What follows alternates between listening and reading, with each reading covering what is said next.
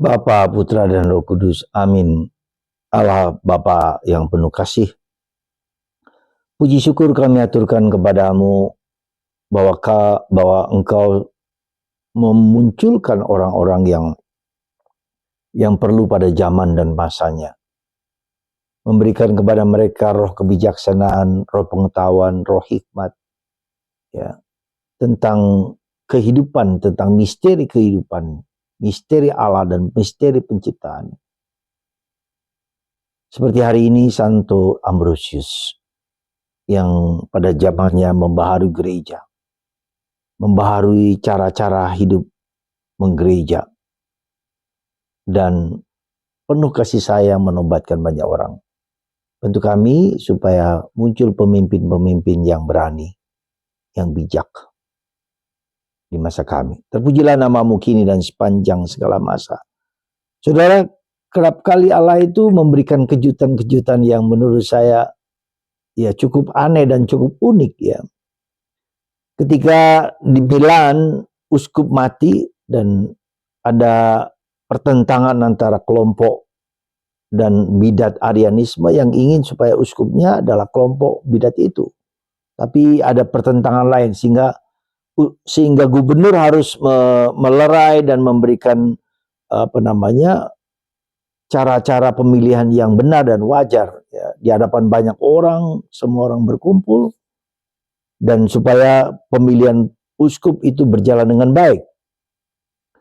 Ketika dalam persiapan seperti itu, tiba-tiba uskup Ambrosius sebagai gubernur pada waktu itu menyatakan cara-cara itu, lalu tiba-tiba seorang anak kecil berkata, Ambrosius uskup, dan akhirnya semua orang bergerak. Vox populi vox Dei, suara rakyat adalah suara Tuhan. Ya. Ambrosius menolak untuk menjadi uskup karena bukan gampang dengan tanggung jawab yang besar. Tapi lama-kelamaan karena didesak-desak terus akhirnya dia menjadi uskup. Ya. Tetapi harus melewati masa yang pendidikan, pembinaan yang secepat sekali. Ya. Dari mungkin tabisan-tabisan, diakon, imam, uskup, dan seterusnya. Hanya dalam seminggu. Akhirnya dia menjadi uskup. Tapi tentu dia terus belajar dari para romo yang ada di situ. Ya. Dan seterusnya. Dan ternyata Tuhan memberikan kejutan menjadi uskup yang hebat dan luar biasa. Melawan bidat Arianisme.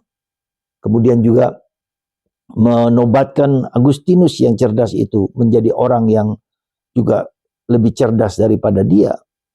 Jadi saudaraku terkasih, saya mau mengajak Anda untuk melihat satu hal yang menurut saya penting. God of surprises. Pernahkah Anda berpikir bahwa Tuhan bekerja dalam diri Anda secara mukjizat, secara mengagumkan, secara nalar tidak mungkin berjalan. Dan ini penting bagi kita untuk menunjukkan bahwa betapa besar karya Allah dalam hidup kita sendiri, dalam hidup perjalanan hidup kita. Di manakah God of surprises dalam hidup kita? Ya. Beberapa dari anak postulan kami itu menceritakan bagaimana pada waktu kecil ya mereka hampir mati, dan bahkan ada yang sudah mati, tetapi mujizat Tuhan terjadi.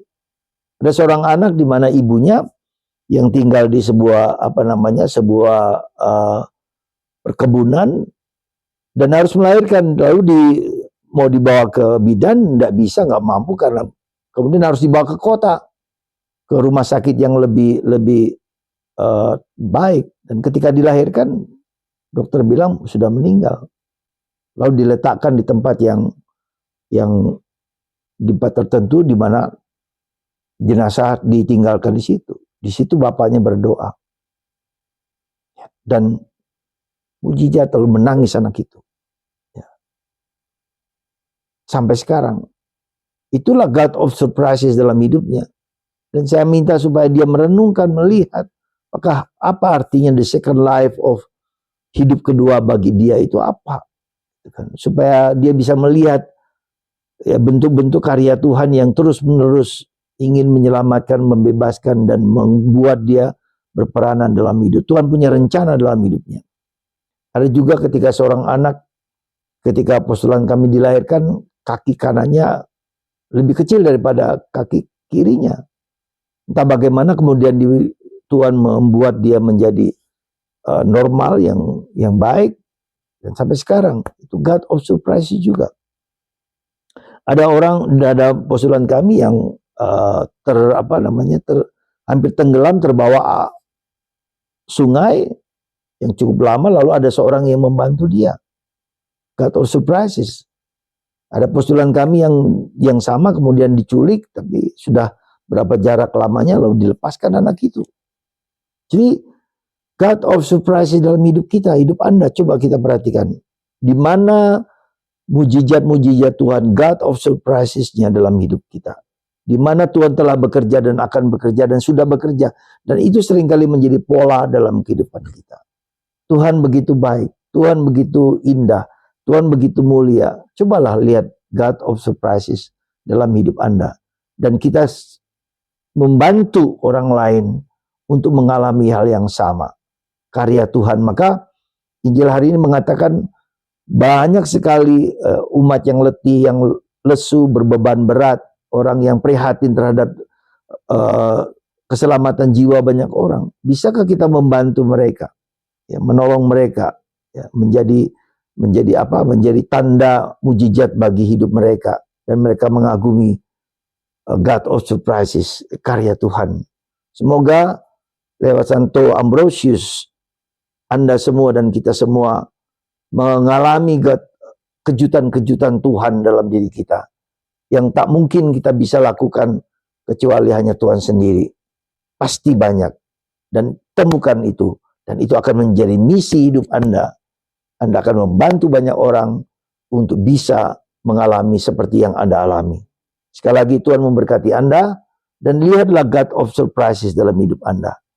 Dan bila Anda berkenan, ya silakan sharingkanlah pengalaman itu kepada kita semua di sini, ya. Bisa Anda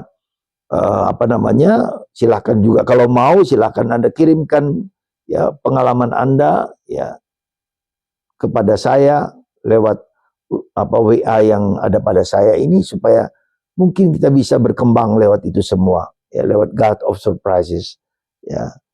Dan kalau Anda mau kemudian juga, ya, bilang aja konsultasi kepada saya, silakan, atau bimbingan-bimbingan yang bisa saya bantu silakan, tapi di WA dulu supaya kita bisa mengatur waktu untuk membuat bimbingan yang pantas dan layak, yang bisa kita renungkan. Apalagi kalau Anda mempunyai problem yang mungkin bisa saya bantu, ya. Semoga Tuhan memberikan rahmat dan berkat kepada Anda semua, dan semoga Tuhan memberkati kita semua, dan semoga Tuhan memberkati dan mengasihi kita dan menemukan God of surprises dalam hidup Anda dan kita semua. Tuhan memberkati Anda semua. Bapa, Putra, dan Roh Kudus. Amin.